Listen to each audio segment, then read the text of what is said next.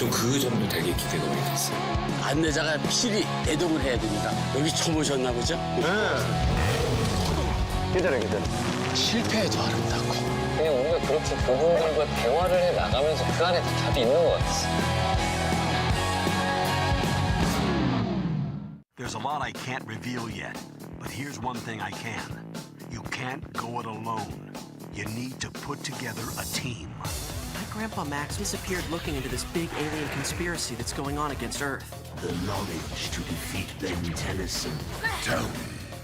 We're trying to find him so we can stop it. You're all under arrest for impersonating officers of the law. Catch Ben 10 Alien Force every Monday to Friday at 3:45 p.m. on HBO Family. The greatest game of all is back. Oh my goodness! The glory He's gonna score! and passion. Wow! A season that changes everything.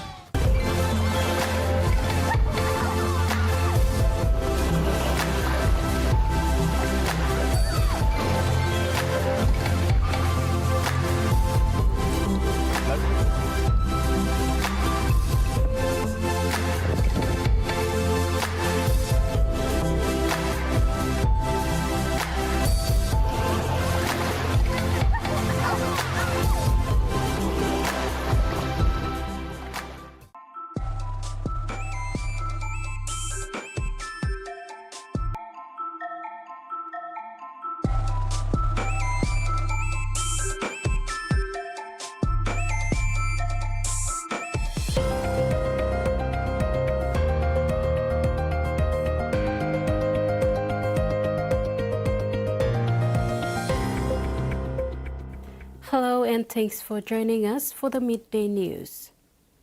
The medical and life insurance arrangements for more than 60,000 police personnel remain unchanged.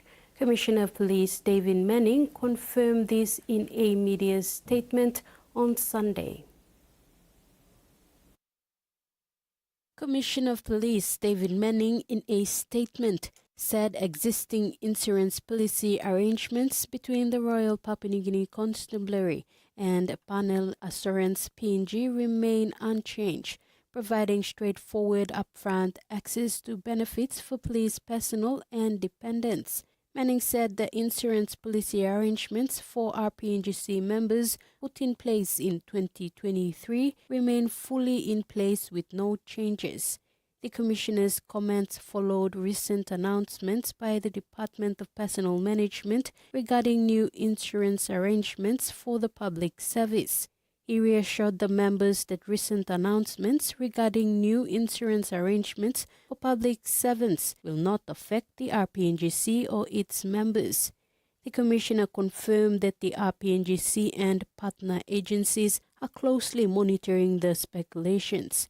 Some of these efforts include the use of sophisticated artificial intelligence or AI technologies.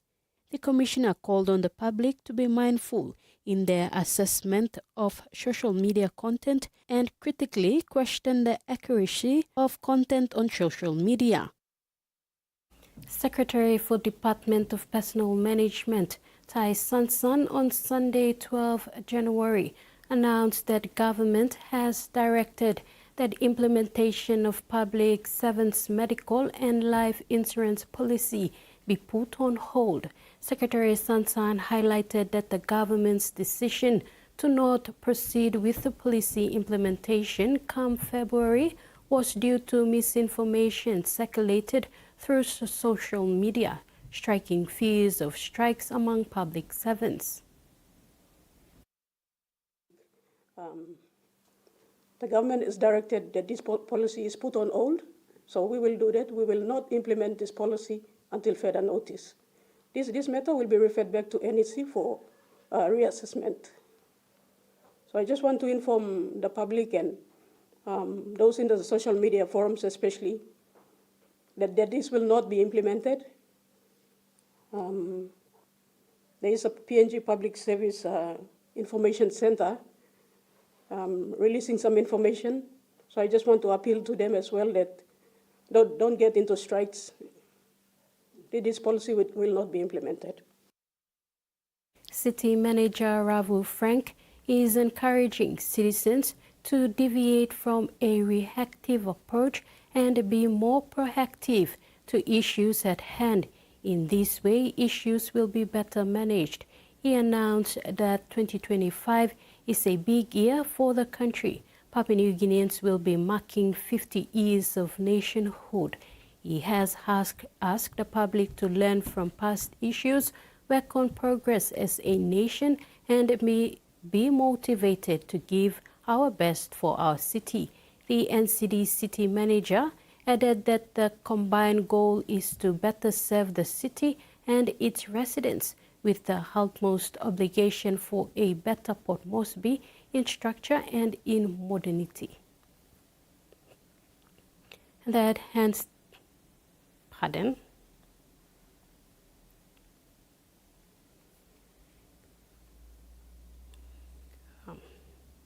Turning abroad, in overseas news, authorities in Los Angeles are scrambling to get on top of the devastating wildfire which has so far killed 16 people, including an Australian. 6 days into the crisis, at least 3 wildfires are still burning, and firefighters are bracing for return of strong winds. More than 10,000 residents remain under evacuation orders. Those who have stayed behind are warning looters against entering their neighborhoods. ABC's correspondent reports. I'm in the Pacific Palisades, which is an area that was completely destroyed by fire last week. I'm just going to step back so that you can see the scale of the destruction here. These were once businesses, perhaps a strip mall, completely reduced to rubble. This business left untouched, whereas those beside it have been completely destroyed. Now, they were gutted by the Palisades fire. That is the largest by far still burning. It is currently 11% contained, but on Saturday night, an overnight wind change caused that blaze to move into the east, into Mandeville Canyon. I was there just yesterday. More homes were destroyed, but fire crews managed to save some of them. The death toll is taking a while to update for obvious reasons, getting access to those burnt out neighbourhoods, but also because this is still a very much unfolding tragedy. The so-called largest gathering of humans on Earth has begun in India. Over the next 6 days, 400 million people are expected to take part in the Hindu pilgrimage. It's hard to fully capture the atmosphere here, but I'm standing on one of 29 bridges taking pilgrims to a sacred spot where the Ganga, Yamuna and mythical Saraswati rivers meet. Now, over the next 6 weeks, millions of pilgrims will bathe here. They believe that this ritual washes away their sins and frees them from the cycle of rebirth. Mahakumbh is glorious. Pilgrims who come to bathe here on this occasion will be released from their mortal self. Now, this festival here in Prayagraj happens every 12 years, and the sheer size of it is staggering. Over 400 million people are expected to visit over the next few weeks.